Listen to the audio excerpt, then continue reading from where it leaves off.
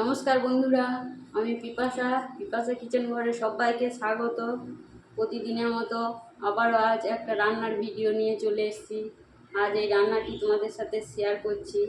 দেখো এখানে কি কি নিয়েছি। আমি ভেন্ডি নিয়েছি, চিংড়ি মাছ নিয়েছি, এটা দুটো মাঝারি সাইজের আলু আছে, আদা বাটা, জিরে বাটা, পেঁয়াজ, রসুন, আর এখানে মশলার মধ্যে হলুদ, লবণ, লঙ্কা গুঁড়ো আর একটু জিরে দিয়েছি ফোড়নের জন্যে। এবার রান্নাটি আমি শুরু করছি, শেষ পর্যন্ত দেখে যাবে। তেলের মধ্যে সামান্য হলুদ দিলাম, মাছটা ভেজে নিচ্ছি।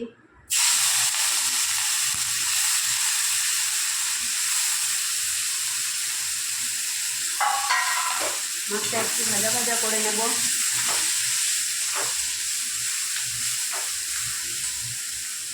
5 মিনিট মতো মাছটা ভেজে নেব।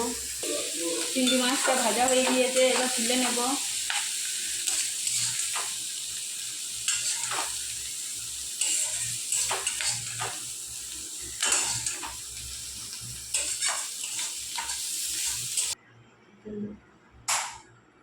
কড়াইয়ে তেল দিলাম, এটা দিলাম,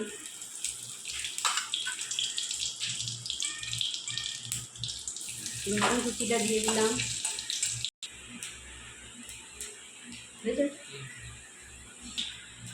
পেঁয়াজটা দিয়ে দিলাম,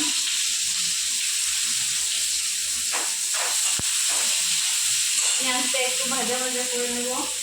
সামান্য হলুদ দিলাম, এবার আলুটা দিয়ে দেবো।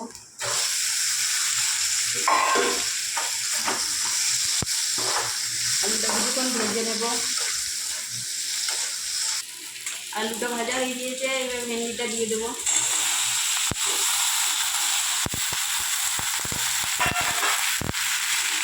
ভেন্ডি আলু একসাথে ভেজে নেব। হয়ে গিয়েছে, এবার তুলে নেব।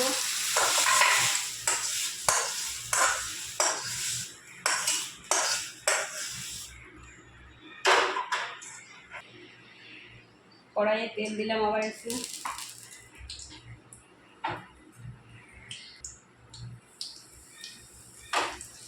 হলুদ দিলাম, আদা বাটাটা দিয়ে দিলাম,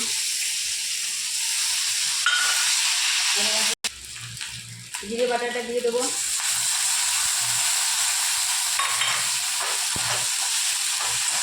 কম দিয়ে দিলাম,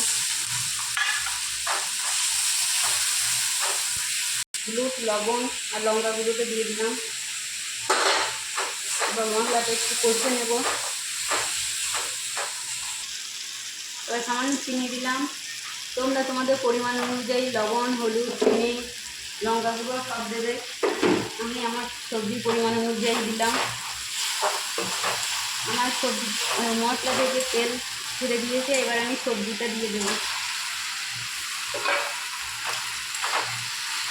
এবার মশলার সাথে সবজিটা মিশিয়ে নেব। 5-10 মিনিট মতো সবজিটা মশলার সাথে মেশানো হয়ে গিয়েছে, এবার জল দিয়ে দেবো।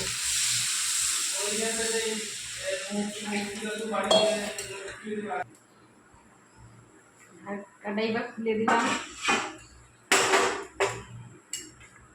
সবজিটা আমার ফুটে উঠেছে, এবার চিংড়ি মাছটা আর লঙ্কা ওটা ফেলে দেব।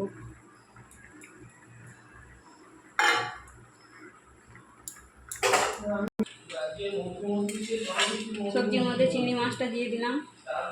এবার সবজিটা একটু সিদ্ধ হবে। 10 মিনিট মতো আমি ঢাকা দিয়ে আবারও রেখে দেবো। আমি এবার ঢাকাটা খুলে দেখব।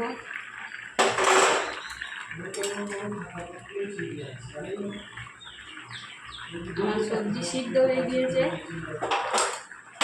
এবার আমি সবজিটা ঢেলে নেব।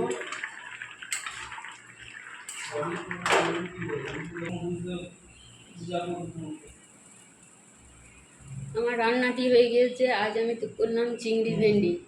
আমার সাথে এতক্ষণ করে থাকার জন্য তোমাদেরকে ধন্যবাদ। আমার এই রান্নাটি যদি ভালো লাগে একটা লাইক, কমেন্ট, শেয়ার এবং চ্যানেলটিকে সাবস্ক্রাইব করে দেবে।